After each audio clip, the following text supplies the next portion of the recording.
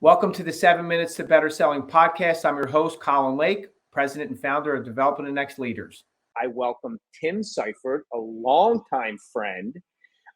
He is also the head of the Retirement Solutions Division for a Fortune 500 company and also heads their Center for Financial Planning Excellence. So Tim Seifert, we are so glad to have you join us. And it's been way too long for you not to be sitting on this show with me. So grateful for you being here. My man, it's always great to be with you, Colin, and appreciate all the great work that you're doing, developing future leaders. And I just love the well-asked question. It's so good, so good. Your training. So keep up the good work, buddy. Noble purpose. Thank you, Tim. All right, Tim. So you and I know each other for 25 years. And right prior to me knowing you, you were a field representative covering North and South Carolina. Do you have both North and South Carolina or just North? North Carolina and Northern South, right? Yeah. Okay. So you have this small little region, and then you move to a leadership position, and then a bigger leadership position, a bigger leadership position still. And now now you have really put yourself in a place where you are leading a large organization doing tens of billions of dollars of sales. How do you go from there to where you are today? Oh, wow. What a great question. Get right at it, buddy. Colin, you'll appreciate this. It's standing on the shoulders of giants. When I take a look back at my success and our success together, it is truly standing on the shoulders of giants. So when you say, how did you get from there, 22 years old, to here, is I always find out what is the most successful people in your circle. What are they doing so darn well? And just copy it and make it your own. And then you and I are both growth mindseted, just 1% better every day, just 1% better every day. But when I look at my career, it is 100% standing on the shoulders of those that came before me. And how can I have that growth mindset and make it just a little bit better? But those three people, those three gentlemen today are exactly why I'm here where I am today. Is they taught me something really early in my career. Boy, that is a great answer, Tim. I tell you, that is I could ask you like 30 questions off it. We don't have time for all 30. However, I am going to ask you one. So you ask them to spend some time with you. Yeah. They say yes, right? So you hope that if it's in your circle, they say yes. How does the conversation go? Like, a lot of people know how to say, "Can you help me?" But they don't know how to get the right type of help. So how did you ask them for the help that you ultimately needed to allow you to become the best presenter, the best at relationships, and the best at Think Inc? Intentionality. You and I use this word. Can you be more specific? Double click. Can you be more specific? Tell me what was going through your mind when you said this. Why did you choose this word? So we with Sean, Kevin, and Tommy, those every other week, an hour conversation is they would take me through this path of learning, and it's more specific. Tell me why. Where did you articulate that? Tell me what you were making the comparison to. And I just kept asking more and more questions. It's the well-asked questions. You know what it was, Colin? Practice over and over again until where you master it. It's a 10,000 hour rule, right? You ultimately master this presentation skill. You master asking great questions. You master listening skills. You master the idea of centers of influence. You master your office day, right? Kevin Connor taught me the process. This is my process. This is what I do. This is how I time block. This is when I do my expenses. This is how I do my receipts, right? Today would be mastering the virtual virtuoso. It's mastering anything you have to do with owning your calendar. It's all the stuff we teach, but it's discipline. We don't rise to the occasion. We fall to the level of our process. We fall to the level of our training. We fall to the level of our discipline.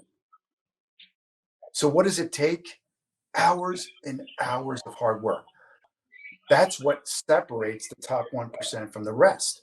You want to get to the top 1%? You got to change your relationship with hard. Joe Thompson taught us this, Colin. That's great, Tim. Joe Thompson said, kid, right? He called me kid, 22-year-old kid, right? You want to change your world? Change your relationship with hard, and your world will change. So good. Yeah, I just love it, Tim. Tim, we're getting, I'm going to shorten you just a little bit here so we don't go too long. But I really want to ask you this question. Yeah. You're the master of selling in so many ways, and so many ways of thinking about it and working towards mastery and not perfecting, but improving yourself. And so there is a world that is changing from a sales perspective. Like,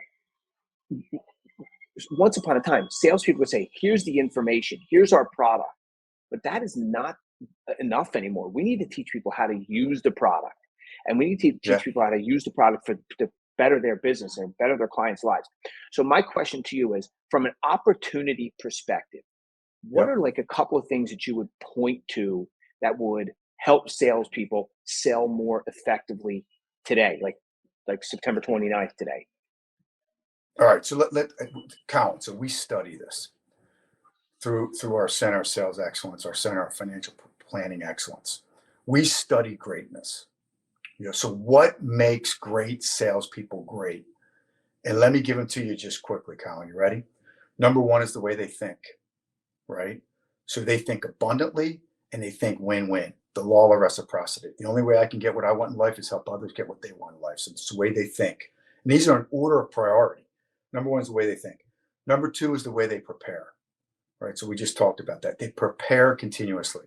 The use of agenda in every meeting. They practice presentations, preparation, process, the way they prepare. Number three is the way they show up. They actually work. They work with passion and they work beyond expectations. And we can talk about the three dimensions of setting proper expectations. Number four is the way they follow through, right? It's the W's. At the end of every meeting, interaction, whatever, it's a W's. Who does what, by when? You got to get the date, the time, with the help of whom. And then lastly, Colin, is the way they live. We talk about the attitude of gratitude, right? They live with humility and kindness. Now, when I say kindness, I'm talking about empathy. When I say kindness, is don't mistake my kindness as weakness, right? Big difference. But when we study the great salespeople, and Colin, under each one of these, we could go for an hour. But it's those 5 factors that rise above everything. And they do it consistently with discipline over time. And remember, it's in order of priority. And the first one is the way you think.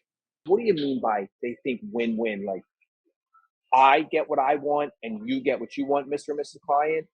Like, is that what you're saying? Like, give us just a bit more depth on that.